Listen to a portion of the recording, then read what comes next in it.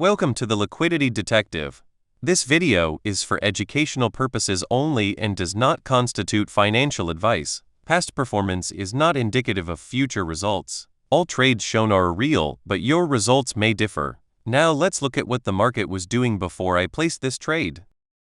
This trade is already closed. 5 days, plus 5.24% done. That's not the interesting part. The interesting part is that before I clicked buy, I had already decided exactly what I'd do if the trade went against me 4 moves in advance. I never needed a single one of them. If I had, the plan was already written. Start with why this stock was even on my radar. 6 years ago, this company traded at over 7 times its book value. By the time I entered, that had collapsed to less than 1, the cheapest it's been against its own balance sheet in 5 years. That doesn't mean a stock is about to go up. It means if investors start valuing the company differently, there's a lot of room for it to re-rate. It wasn't enough to buy on its own, but it was enough to watch closely. Late February, price dropped hard into a level, volume spiked well above average, and buyers stepped in. That's a liquidity sweep, a lot of stop orders getting triggered at once. Normally that's where a low holds. This one didn't. Days later, price broke straight through it. Still not enough to buy.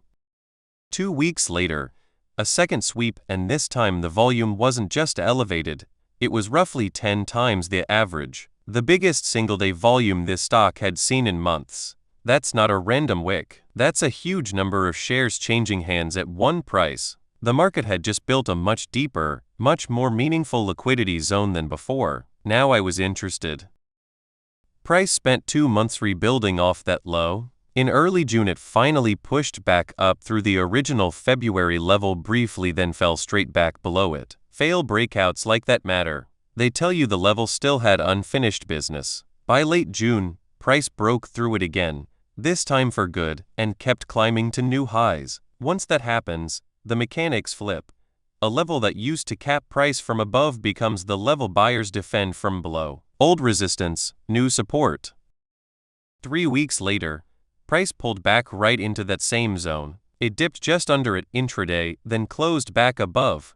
That's the retest. Historically cheap, institutional-sized liquidity, and now a reclaimed support level. 3 reasons lining up in the same place. Probe entry, $15.42.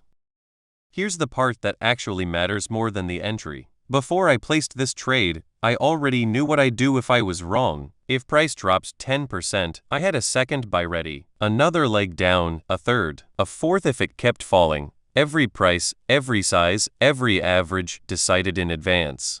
None of those orders were triggered, but they were already there if they had to be. The reason I can stay calm during a trade isn't confidence, it's because every decision has already been made. 5 days later, price hit the target. Exit, $16.23, plus 5.24%. No ladder required. Today, price is still trading above that zone, and the same level is back on watch. If it comes back down, the plan's already written. An edge isn't about being right every time. It's about having a plan for the times you're wrong, decided before you ever place the trade. If you found this useful, subscribe for the next case study. And let me know in the comments where would you have set your own risk levels on this one.